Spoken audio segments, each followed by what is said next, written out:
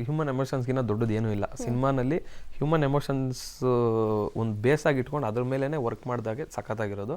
ನಮ್ಮ ಸಿನಿಮಾನಲ್ಲಿ ಈಗ ಅದೇನು ಬ್ಲಡ್ ಶೆಡ್ ಅದೆಲ್ಲ ನೋಡ್ತಿರೋ ರಕ್ತ ಅದೆಲ್ಲ ಅದು ಒಂದು ಪಾರ್ಟ್ ಅಷ್ಟೇ madam. Action cinema action genre ಇರೋದಕ್ಕೆ ಅದೊಂದು ಪಾರ್ಟ್ ಅಷ್ಟೇ. ಮೇಯ್ನ್ ಇರೋದು ತಂದೆ ಮಗಂದೊಂದು ಸ್ಟೋರಿ, ಅವ್ರದ್ದು ಬಾಂಡಿಂಗ್ ಹೆಂಗಿರುತ್ತೆ ಅಂತ. ಈ ಸಿನಿಮಾನಲ್ಲಿ ಕಾಮಿಡಿಯಿಂದ ಹಿಡಿದು ಡ್ಯಾನ್ಸು, ಫೈಟು, ಲೈಕ್ ಒಳ್ಳೆ ಸ್ಟೋರಿ, ಮೇಯ್ನ್ ಒಳ್ಳೆ ಸ್ಟೋರಿನಲ್ಲೇ ಬಂದರೆ ಡ್ಯಾನ್ಸ್ ಬರುತ್ತೆ, ಸ್ಟೋರಿನಲ್ಲೇ ಬಂದರೆ ಫೈಟ್ ಬರುತ್ತೆ. ಇದು ಆಡಿಯನ್ಸ್ಗೆ ಇವ್ನು ಇವಾಗ ಹೊಡಿಬೇಕು ಅಂತ ಫೀಲ್ ಆಗುತ್ತಲ್ಲ, ಆಗಲೇ ಫೈಟ್ ಒಂದು ಸ್ಟಾರ್ಟ್ ಸಾಂಗ್ ಬರ್ತಾ ಇದೆ ಇರಪ್ಪ, ಒಂದು ಪಾಪ್ಕಾರ್ನ್ ತಗೊಂಡ್ ಬರೋಣ, ಒಂದು ಸಣ್ಣ ಬ್ರೇಕ್ ತಗೊಳ್ಳೋಣ, ಆ ಥರ ಎಲ್ಲ ಮಾಡೋ ಹಾಗಿಲ್ಲ. ಹಾಡಲ್ಲೂ ಸ್ಟೋರಿ ಇದೆ. ನಮಗೆ ನಾನು ಡೈರೆಕ್ಟರ್ ಹತ್ರ ಎಲ್ಲ ಡಿಸ್ಕಸ್ ಮಾಡುವಾಗ ಡೈರೆಕ್ಟ್ರು ಅದೇ ಥರ ಇದು ನಮ್ಮ ವಿಜಯ್ ಸರ್ ಅವರು ನಾನು ಡಿಸ್ಕಸ್ ಮಾಡುವಾಗ ಅದೇ, ಎಲ್ಲೂ ಸುಮ್ಮನೆ ಹೀರೋಯಿನ್ ನೋಡಿದ್ರೆ ಎಲ್ಲ ಫಾರಿನಲ್ಲಿ ಹೋಗಿ ಡ್ಯಾನ್ಸು ಆ ಥರದ್ದು ಎಲ್ಲೂ ಇಲ್ಲ. ಅಂದರೆ ನಾವು ರಾವ ರಾವ ಸಾಂಗ್ ನೋಡಿರ್ತೀರ, ಅದರಲ್ಲೂ ಅದೇ, ಅದು ರಿಲೀಸ್ ಆಗಿದೆ.